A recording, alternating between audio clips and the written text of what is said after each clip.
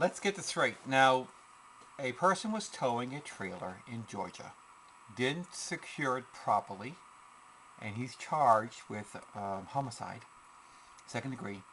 And Freddie Hussey in England, which is a 3-year-old boy, killed by even a worse circumstance, and he gets nothing.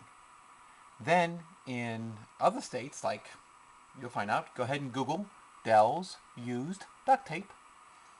You can kill anybody you want with a duct tape trailer, and you get 4.5 months.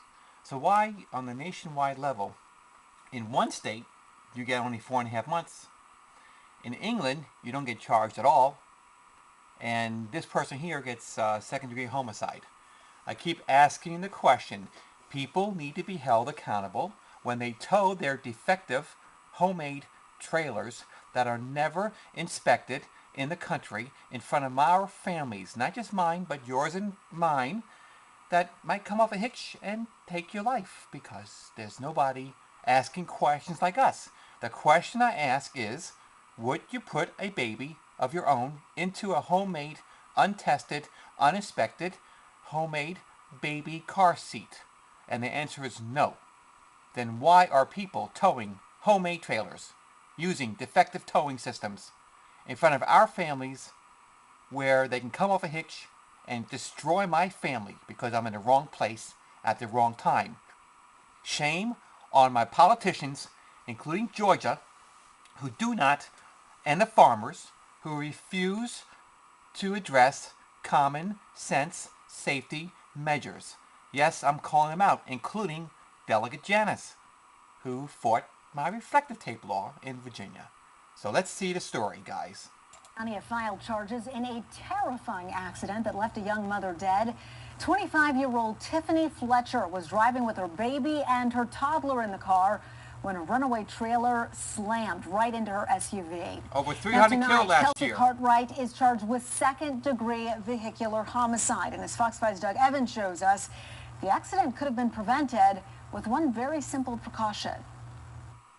National Investigators say safety this young woman would have had no time to react before this runaway trailer smashed into her car.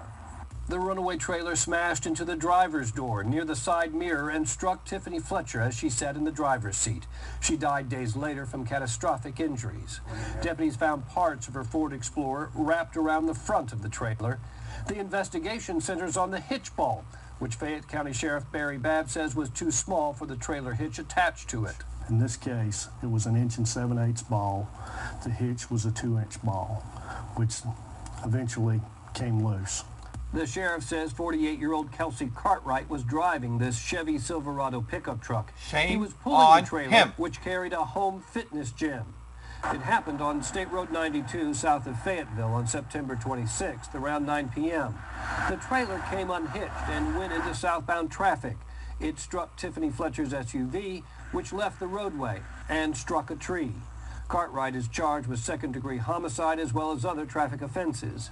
Sheriff Babb says simple precautions could have prevented the tragedy that took this young mother's life. National safety standard. Make sure that you're using the proper ball to the proper hitch. Inspections. Also, what was not utilized in this incident was the safety chains. Always use your safety Over chains. 50% you don't have an of trailers for it, in you Henrico don't pull County, the trailer. Virginia, do not have safety Fayette chains. County investigators say they're looking at all the factors that may have contributed to this trailer breaking free from the pickup truck that was pulling it. In Fayette County, Doug Evans, Fox 5 News. That man chose to drive a trailer without safety chains. He chose to use a 1 7/8" ball with a 2-inch hitch. It was all on him. He had the last chance. What is the difference of a drunk driver putting a key in the ignition and choosing to drive on the roads? You wouldn't allow it, would you? Why do we allow people to do this to other people? We will never give up and go away because we have not been lobbied by the political interest groups for profit.